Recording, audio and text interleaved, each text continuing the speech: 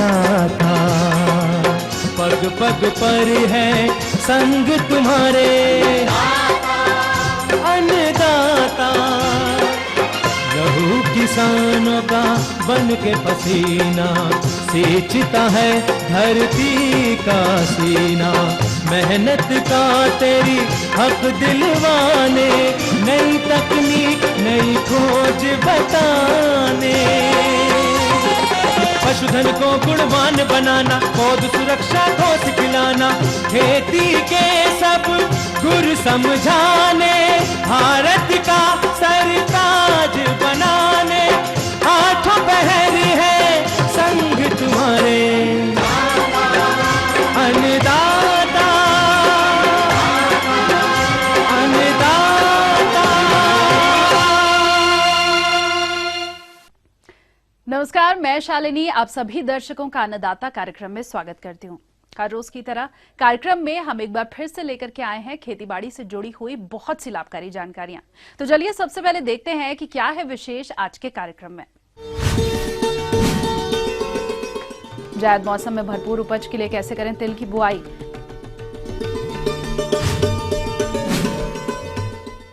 आंवला के फलों को सुखाने की विधि पर एक सफल किसान से मुलाकात।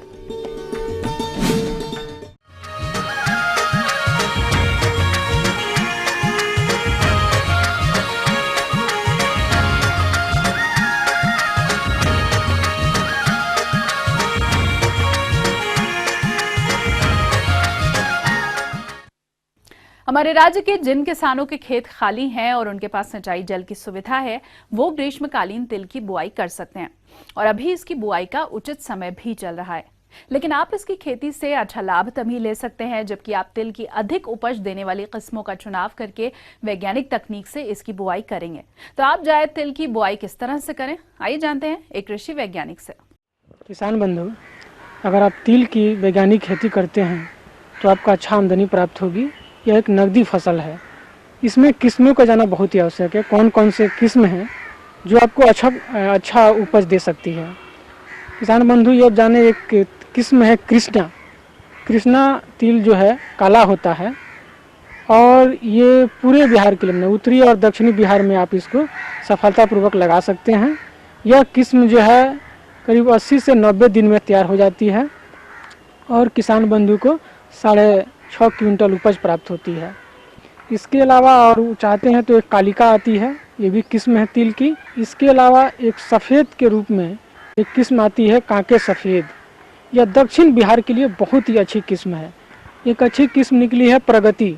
यह सफ़ेद होती है, सबसे अच्छी उपज देती है और इसमें बीमारियों का भी प्रकोप कम होता है।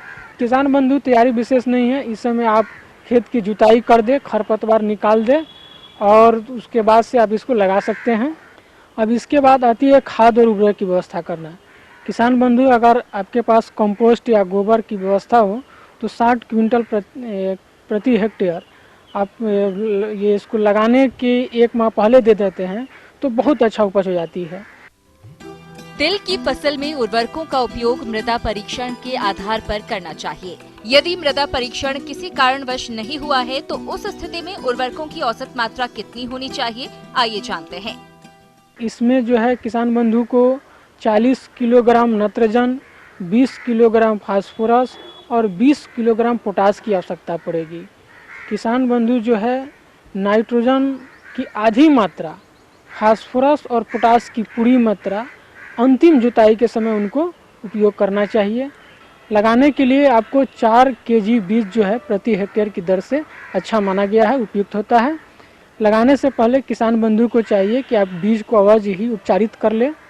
इसके लिए थीरम दवा आती है जो 2 ग्राम प्रति केजी बीज की दर से आपको इसको उपचारित करके लगाना चाहिए।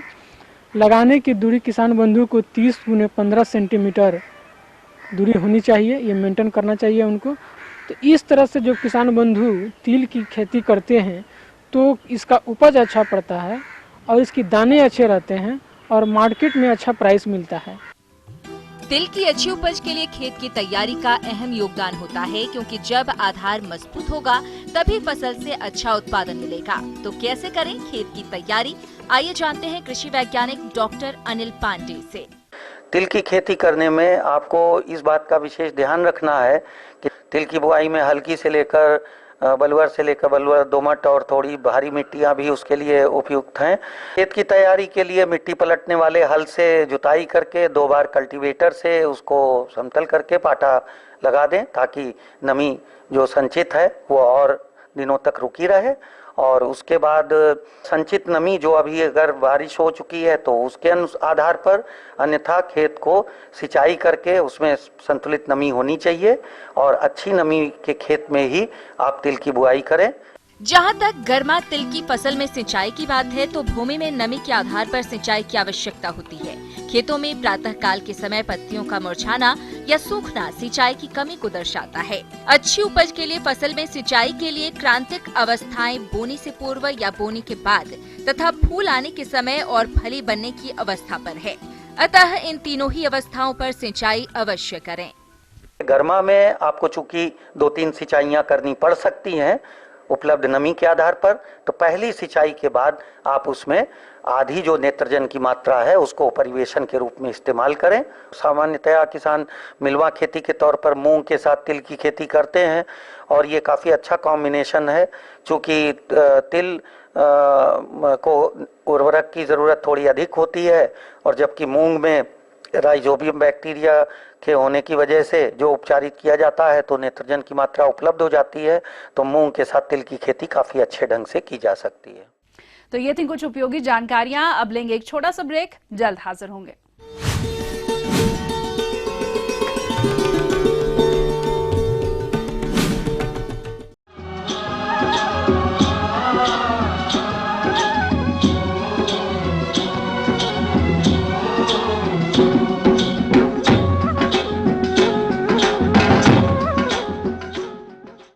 ब्रेक के बाद एक बार फिर से आप सभी दर्शकों का अन्नदाता कार्यक्रम में स्वागत है और चलिए अब बढ़ते हैं अगली प्रस्तुति की ओर।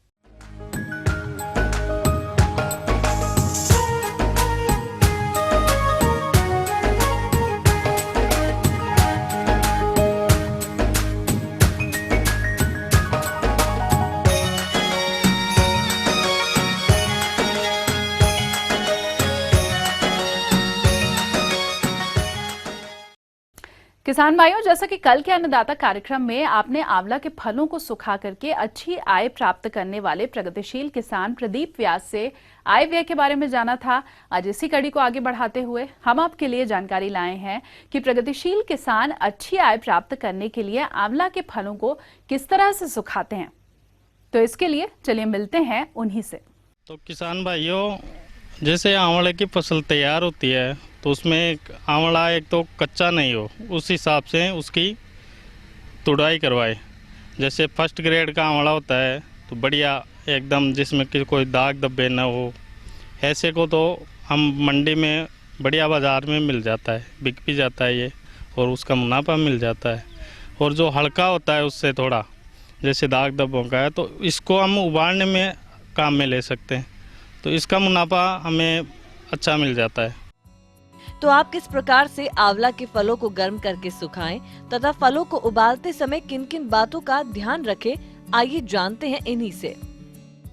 तो किसान भाइयों, अगर हम इसे सूखा आंवला तैयार करते हैं तो उसके लिए अपने को जो प्रक्रिया है वो बताएं आपको कि आंवला आता है तो उसको एक तो सिल्वर के बर्तन में ही उबालें और आंवला जितना बर्तन में डाल लें वो डूब जाए, इतना ही पानी डालें उसमें और फिर उसको गर्म करें, उबालें। जैसे वो इतना उबल जाए कि अपने आप पे हाथ से खुल जाए तो उसकी गुट्टी तो निकाल लो बाहर और गुट्टी तो अलग कर दो और उसको धूप में सुखा दो। किसान भाइयों, इसमें एल्युमिनियम के बर्तन में ही उबालें, क्योंकि इसमें लोहे का बर्तन अगर काम में लेते हैं ना तो इसका कलर डिफ़ॉल्ट हो जाएगा, ब्लैक कलर हो जाएगा। और इसका जो एल्युमिनियम के बर्तन में उबालते हैं ना तो उसका कलर गुलाबी आएगा, तो उसका मुनाफा अच्छा मिलेगा मार्केट में। आंवला के फलों को अधिक नहीं उबालना चाहिए। यदि आप इनको ज्यादा उबाल लेंगे तो आंवला के फलों की कलियां सही तरह से नहीं उतर पाएंगी। तो इसको उबालने की प्रक्रिया है जो, एक तो इसमें पूर्णतया ध्यान रखना चाहिए कि ज़्यादा न उबाले, ताकि वो लूज ना हो जाए ज़्यादा। तो उसके आराम से गुड़ जैसे कली होती है ना, उसी तरह से उसको उसी टाइम पे निकालें और उसको गुठली को निकाल के और प्लास्टिक के जो ये होते हैं ना कट्टे वगैरह तिरपाल, उन पे सुखाए इनको और 1-2 रोज़ पे इन पे पलटी मारते रहे ताकि ये एक जगह इकट्ठा ना हो और एक एक कली निकल जाए इनके आराम से। तो इससे इसका कलर भी बढ़िया रहेगा और वज़न में भी सही रहेगा। तो इसको जैसे ये तैयार होता है तो अपन जैसे इकट्ठा करते हैं, इसको 8-10 रोज में तैयार हो जाता है ये। आंवला के फलों को भली भांति सुखाकर ही बाजार में बेचें ताकि फल लंबे समय तक खराब नहीं हो और आपको अधिक बाजार भाव मिल सके। तो किसान भाइयों, इसमें जैसे भी अपन स्टोर में इकट्ठा करने की तैयारी करते हैं तो उसमें एक तो अपन उठा के देख लें उसको, भाई ये जैसे एकदम खुला और बजने लग जाए तो उस टाइम पे इकट्ठा कर लें। और ज़्यादा इसको रखने से क्या है कि आर्द्रता के हिसाब से मौसम के अनुकूल देख लें। भाई ज़्यादा मौसम ख़राब है तो उसमें नमी में ज़्यादा ब्लैक पड़ जाएगा ये, तो इसको उसी के हिसाब से ले, एकदम खुला महसूस हो जाए, उठा के एक बार बजा के देख लें भाई कि ये बज रहा है तो इकट्ठा कर ले उसको। किसान भाइयों, आंवला के फलों को कई दिनों तक सुखाकर सुरक्षित स्थान पर रख सकते हैं और बाजार में अच्छा मूल्य मिलने पर बेच सकते हैं। तो जैसे ही इसको स्टोर में इकट्ठा करवाते हैं तो जूट के जो कट्टे आते हैं उनमें डलवा दें ताकि उसमें एक तो हवा क्रॉस होती रहे तो उसमें माल ख़राब नहीं होगा ये आंवला।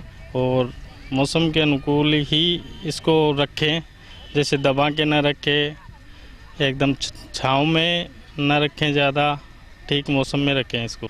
जैसे ये बाज़ार में 50 किलो की पैकिंग के कट्टे आते हैं ना, उनको पैकिंग के करवाओ, उनकी पैकिंग आगे मार्केट में ज़्यादा वैलिड रहती है, उनका उपयोग ठीक भाव में जाता है वज़न। आगे और भी है कुछ रोचक जानकारियां, पर यहाँ पर रुकेंगे एक और ब्रेक के लिए, जल्द हाजिर होंगे।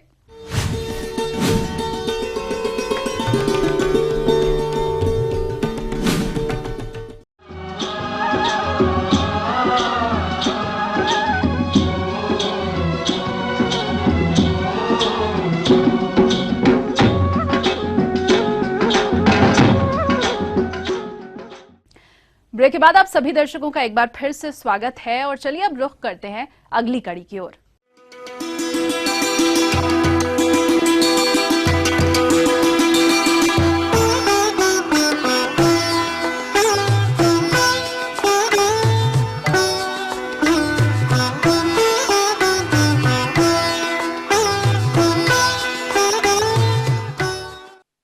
मेंथा के तेल की मांग को देखते हुए प्रदेश के बहुत से किसान भाई इसकी खेती करने लगे हैं।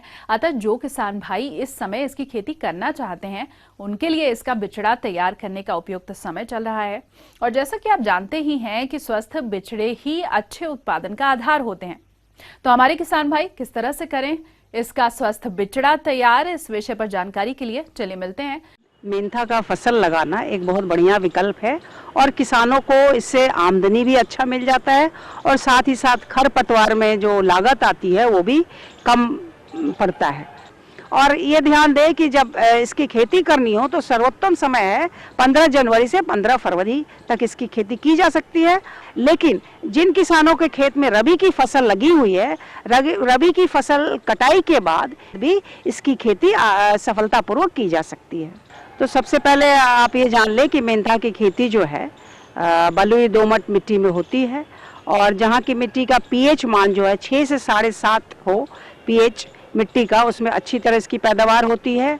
तो किसान भाई ये जान ले कि इसका प्रवर्धन सकर्स द्वारा किया जाता है और सकर्स जो है पुराने जो हमारे मेंथा की फसल है 1 साल का पुराना पौधा, उसके जड़ों को अगर उखाड़ कर देखेंगे तो उसमें सफ़ेद सा जड़ जो होगा उसी को लेना है और जड़ बिल्कुल स्वस्थ होना चाहिए, रोग मुक्त होना चाहिए तथा सफ़ेद होना चाहिए।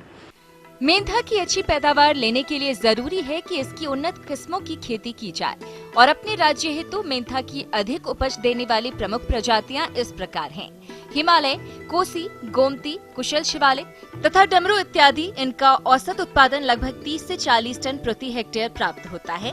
इसकी बुआई के लिए सकर्स की मात्रा इस प्रकार होती है: 1 हेक्टेयर अगर हम खेती करना चाह रहे हैं तो उसके लिए 4 से 5 क्विंटल प्रति हेक्टेयर की आवश्यकता पड़ती है।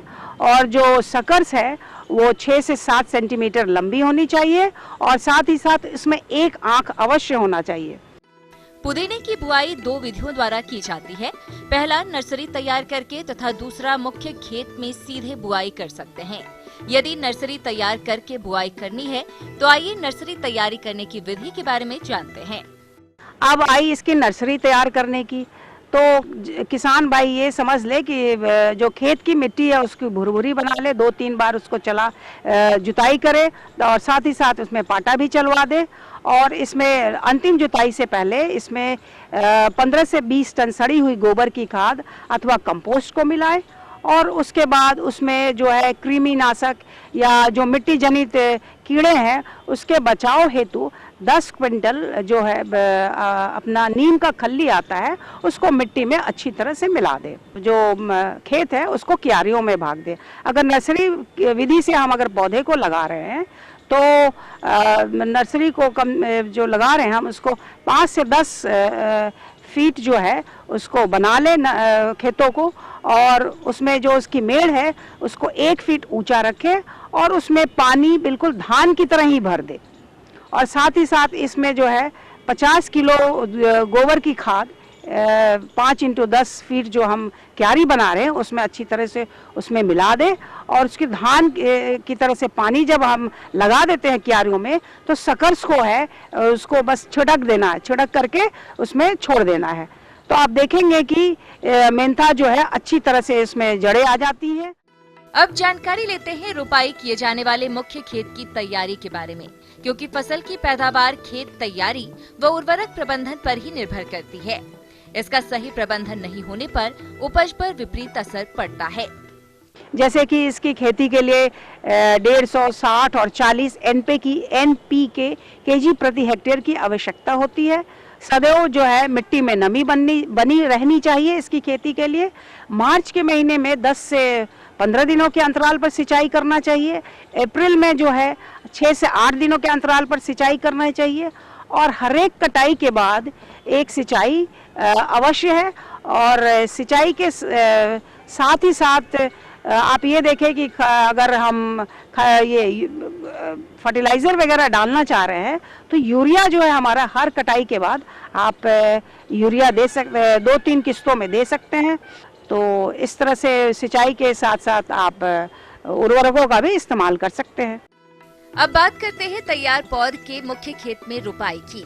पुदीना की रुपाई करते समय पौध से पौध के बीच की दूरी 20 सेंटीमीटर तथा कतार से कतार के बीच 35 सेंटीमीटर की दूरी रखनी चाहिए। इससे पौधों की बढ़वार अच्छी होती है। इस प्रकार किसान भाइयों, यदि आप बताई गई तकनीकों द्वारा मेंथा की खेती करते हैं तो इससे अच्छी पैदावार लेकर अच्छा मुनाफा प्राप्त कर सकते हैं।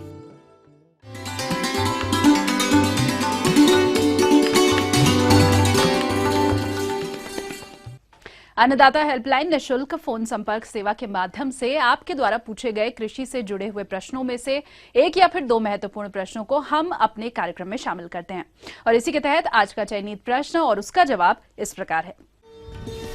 अन्नदाता निःशुल्क फोन संपर्क सेवा के माध्यम से पूछे गए प्रश्नों में से आज हमने जिस प्रश्न को कार्यक्रम में शामिल किया है उसे पूछा है जिला रांची के कृषक राकेश महतो ने।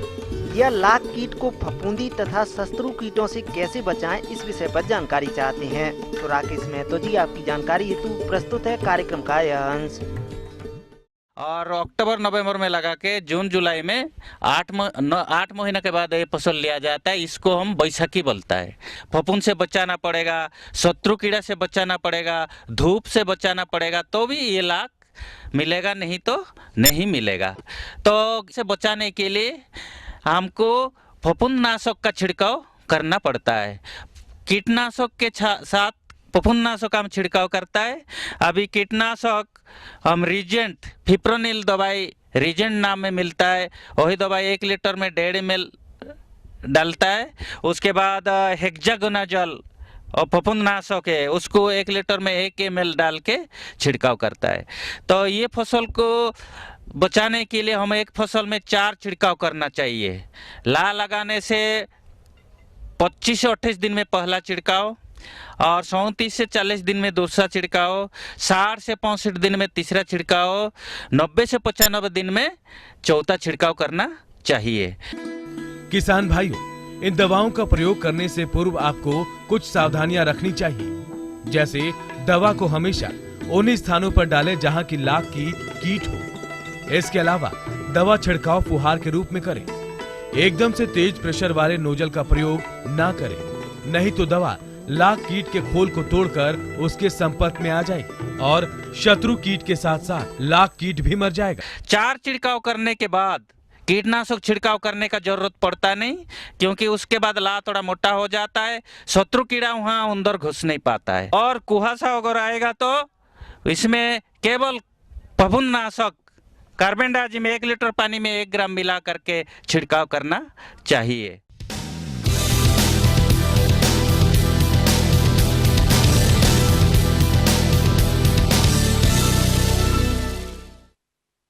राज्य की विभिन्न मंडियों में कृषि उत्पादों के चढ़ते उतरते बाजार भाव की संक्षिप्त जानकारी इस प्रकार है।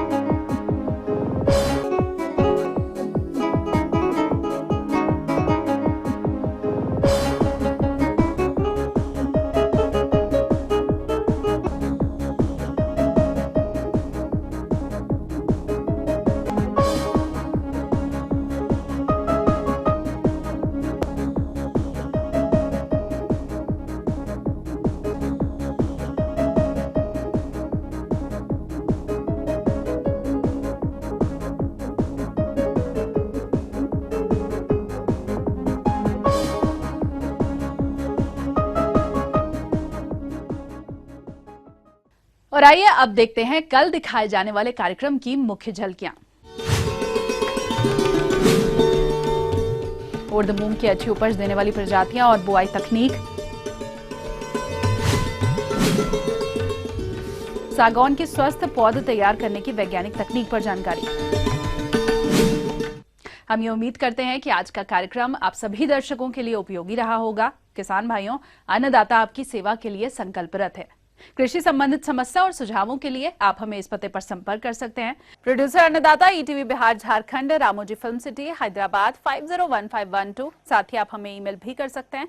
हमारा ईमेल आईडी है annadatabihar@etv.co.in। इसके अलावा आप हमें निःशुल्क हेल्पलाइन नंबर 180010845999 पर सोमवार से शनिवार सुबह 10 से शाम 4 बजे के बीच संपर्क कर सकते हैं। तो फिलहाल अन्नदाता की पूरी टीम को दीजिए इजाजत। कल फिर से इसी समय आपसे मुलाकात होगी कृषि संबंधित कुछ और महत्वपूर्ण जानकारियों के साथ। नमस्कार।